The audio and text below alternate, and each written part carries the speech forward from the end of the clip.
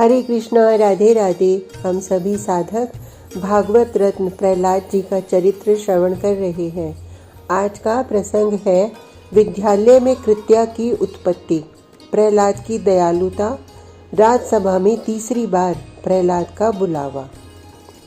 दैत्यराज की आज्ञा पाते ही आचार्य पुत्रों ने प्रहलाद को अपने पास बुलाकर उनसे कहा, हे राजकुमार, तीनों लोक में विख्यात ब्रह्म कुल में तुमने जन्म लिया और दैत्यराज हिरण्यकशिपु तुम्हारे पिता हैं।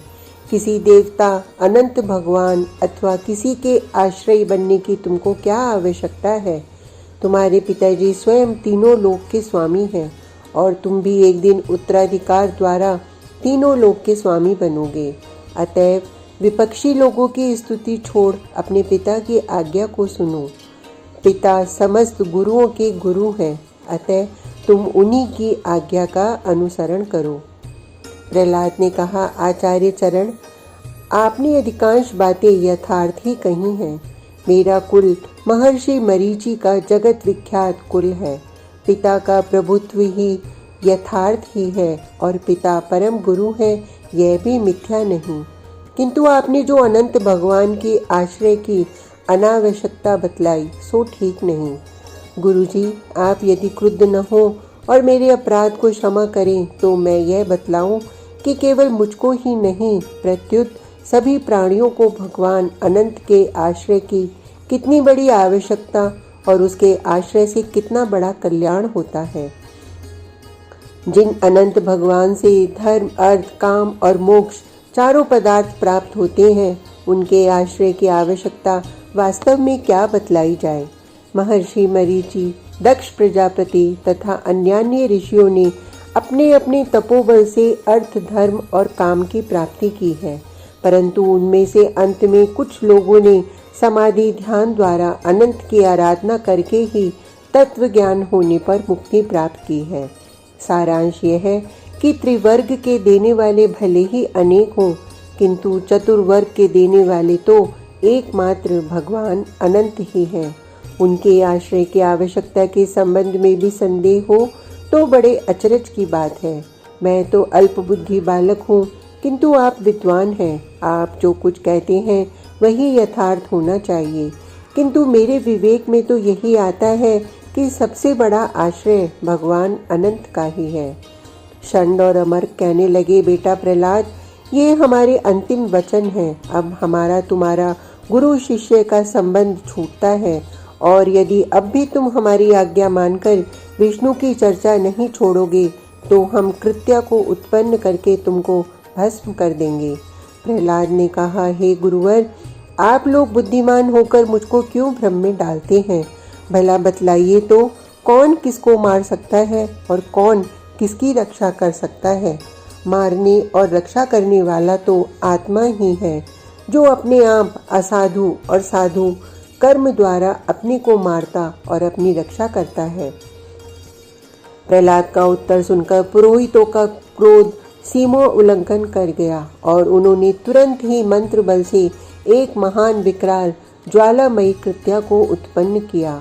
कृत्या ने क्रुद्ध होकर प्रहलाद जी की छाती में एक शूल मारा, परंतु जिनके हृदय में भक्त भयहारी सर्वशक्तियों के आधार भगवान विष्णु विराजते हैं, उनका कृत्या के शूल से क्या बिगड़ सकता था।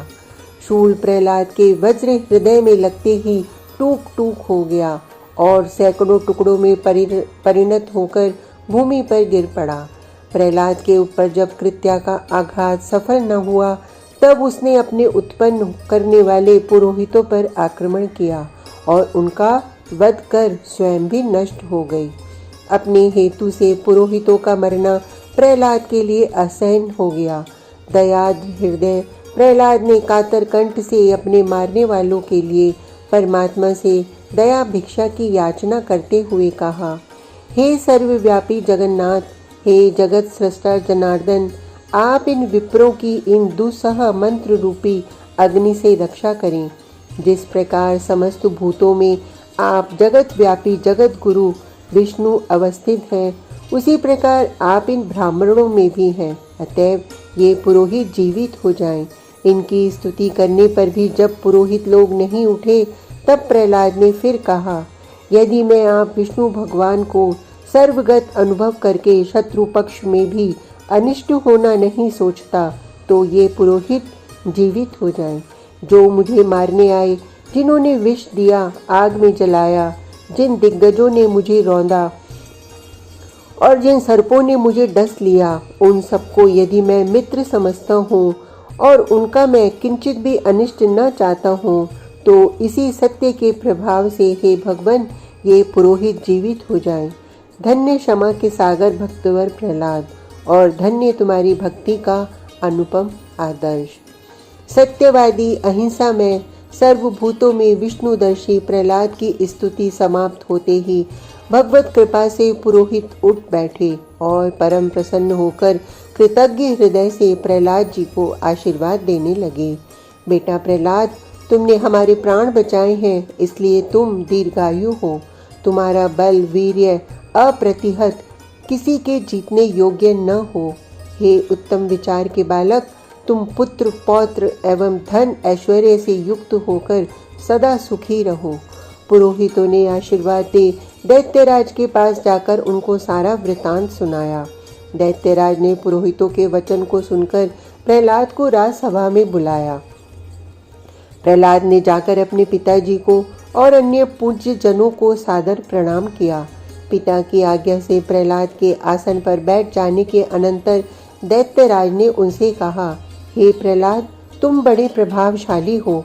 भला यह तो बतलाओ कि तुम्हारा यह जो अद्भुत चरित्र दिखाई देता है, ये सब मंत्र तंत्र आदि जनित कार्य है अथवा यह तुम्हारा स्वाभाविक प्रभाव है। प्रहलाद ने दैत्यराज के प्रश्नों के उत्तर में कहा, हे पिताजी, जिन कार्यों को आप अचरज की दृष्टि से देखते हैं, ये न तो किसी मंत्र यंत्र आदि के द्वारा किए गए हैं और न इनमें मेरे व्यक्तित्व का ही नैसर्गिक प्रभाव है। प्रत्युत यह प्रभाव उन सभी प्राणियों में रहता है जिनके हृदय में भगवान अच्युत विराजमान होते हैं।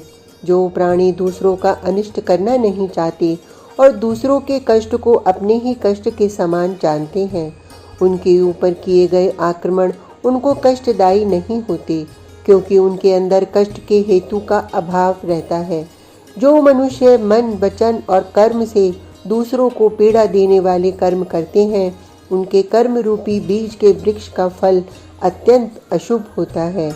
मैं न तो किसी को कष्ट देने की इच्छा करता हूँ, न कष्ट देने वाला काम, और न ऐसी बातें कहता हूँ जिससे किसी को कष्ट पहुँचे, क्योंकि मैं जैसे अपने अंदर भगवान का अस्तित्व मानता हूँ, वैसे ही समस्त प्राणियों में उनका अस्तित्व समझता हूँ। इसलिए मुझ जैसे सबके शुभ चिंतक को शारीरिक, मानसिक, दैविक और भौतिक दुख कैसे हो सकते हैं। अतएव भगवान हरि को सर्वभूत में जानकर अपना हित चाहने वाले सभी लोगों को, खास करके सज्ञान मनुष्यों को तो सर्वभूत हितैषिता रूप भगवान की अव्यभिचारिणी भक्ति अवश्य करनी चाहिए। प्रहलाद जी के युक्त युक्त उपदेश में धार्मिक वचन दैत्यराज के हृदय में तीक्ष्ण बाणों के समान लगे। कुछ समय तक क्रोध और चिंता में चुप रहने के पश्चात वह अपने मंत्र की ओर देखकर कहने लगा, अब यह रोग असाध्य हो गया, इसकी औषधि करना ठीक नहीं।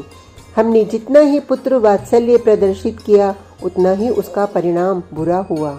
अब इस बालक का नहीं, इस दैत्य कुलांगार का अंत कर देने में ही हमारा भला है।